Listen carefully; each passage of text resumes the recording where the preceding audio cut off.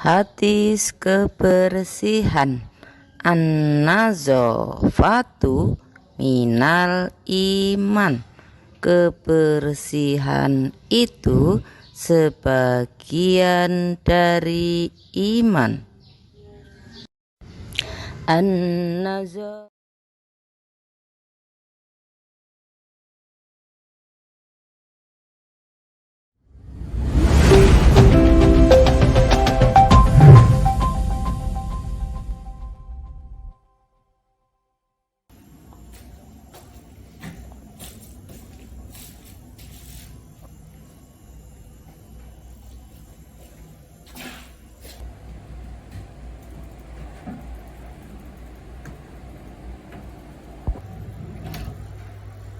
Assalamualaikum.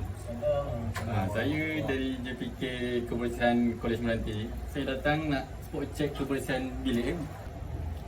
Baju bersepah, kasut bersepah. Oi, Noh.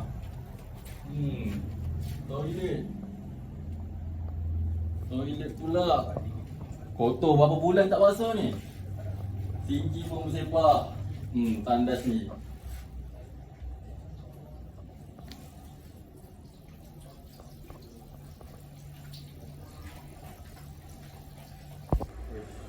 Ni sepah juga tapi tak apa. Study kan. Tapi lain kali pastikan bersih lah, kemas. Okey. Saya rasa nak cek kebersihan bilik. Wish. Sabuk hitam kaki saya. Bila lah sapu lantai ni? Keadaan kaki bersepah. Lepas ni kita kemas je. Pastikan dalam keadaan yang baik. Okey, hasil pemeriksaan saya, keadaan bilik kamu ni ampun kotor. Saya nak bagi amaran pun tak boleh sebab teruk sangat. So, saya kena bagi compound je. So lepas ni pastikan bersih. Nak tak nak saya nak kena compound. Aduh dia ni lah, aku tak tahu dah. Aku rasa kita kena kemas bilik kita ni. Dia tu compound dah mahal. Kalau tak kena compound sekali. Jomlah kita kemas sekarang.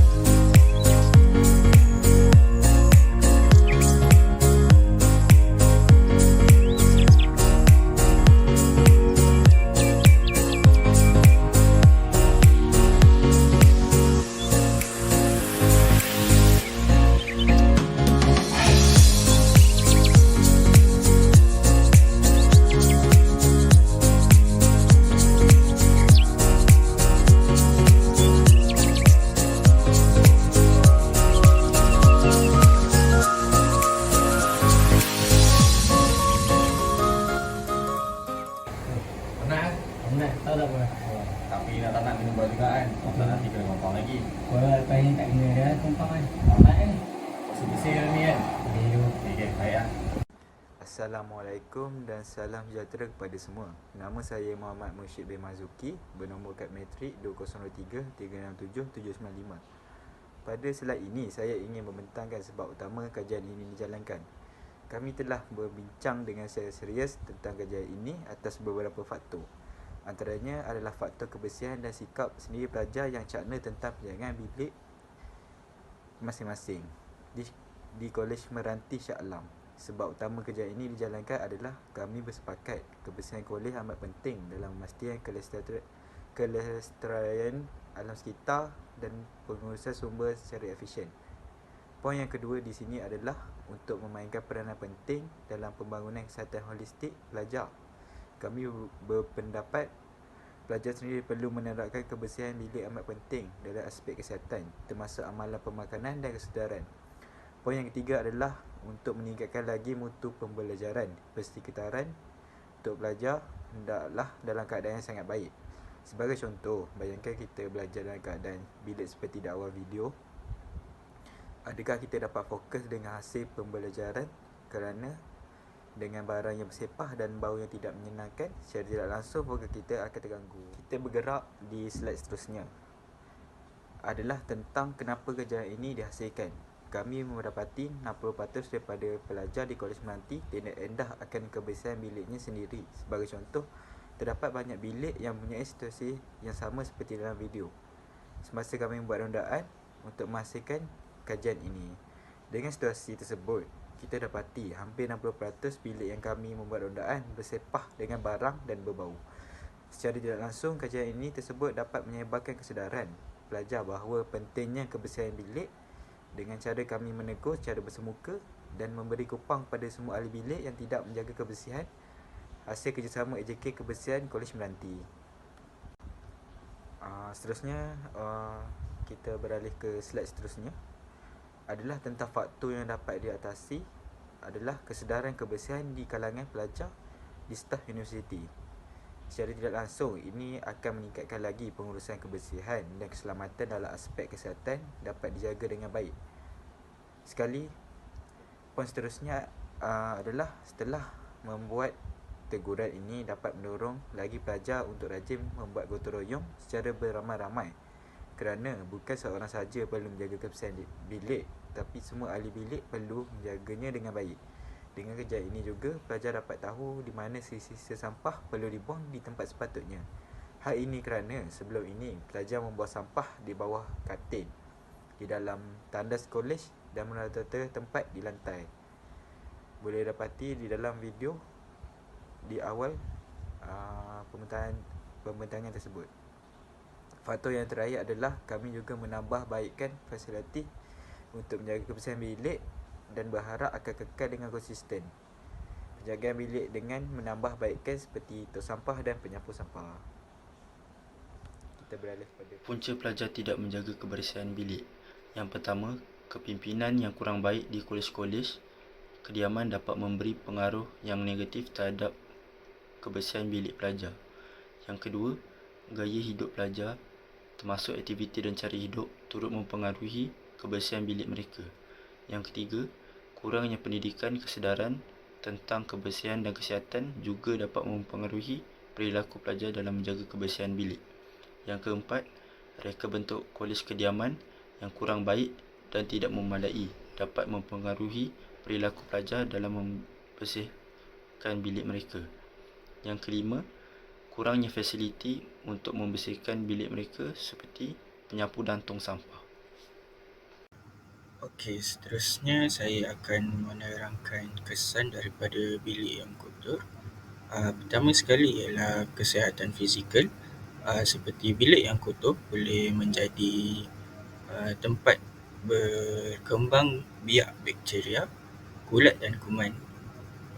Ini juga boleh meningkatkan risiko penyakit dan alergik. Yang kedua ialah kesihatan mental. Kehadiran kotoran dan kekacauan boleh memberi kesan kepada kesihatan mental seseorang itu. Yang ketiga ialah productivity. Bilik yang bersih dan teratur cenderung menyokong produktiviti dan kreativiti seseorang. Sebaliknya, bilik yang kotor juga boleh mengganggu tumbuhan dan menyukarkan seseorang untuk menyelesaikan tugas dengan berkesan. Keempat ialah keselamatan. Bilik yang kotor boleh menjadi tempat berkumpul serangga atau haiwan perosak yang boleh membawa risiko kesihatan ataupun keselamatan. Terakhir sekali ialah reputasi dan persepsi. Jika seseorang sering mengabaikan kebersihan bilik, ini juga boleh mempengaruhi cara orang lain memandang mereka. Orang mungkin mendapat pandangan negatif tentang kebersihan peribadi dan tanggungjawab.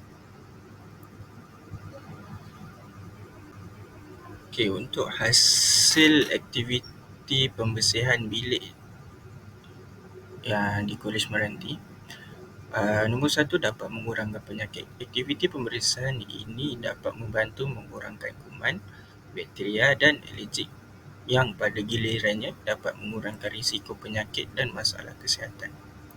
Meningkatkan produktiviti. Bilik yang teratur menyediakan persekitaran yang lebih baik untuk bekerja, belajar ataupun melakukan aktiviti lain. Ini boleh meningkatkan produktiviti dan tumpuan. Kesihatan mental. Bilik yang bersih dan teratur cenderung memberi rasa kesejahteraan dan ketenteraman. Ini boleh membantu mengurangkan stres dan meningkatkan kesejahteraan. Itu saja daripada saya. Terima kasih. Kesimpulannya, bilik yang sentiasa bersih dan teratur memberikan rasa ketenangan, meningkatkan kesejahteraan mental dan mencipta persekitaran yang sihat untuk kehidupan sehari-hari. Melalui aktiviti pembersihan yang teliti, kita bukan hanya menjaga kesihatan fizikal tapi juga mencipta ruang yang produktif dan menyenangkan untuk bekerja serta beristirahat. Tanggungjawab terhadap kebersihan bilik bukan hanya tugas tetapi juga merupakan peluang untuk membina kesedaran tentang pentingnya kesejahteraan diri dan alam sekitar. Sekian, terima kasih.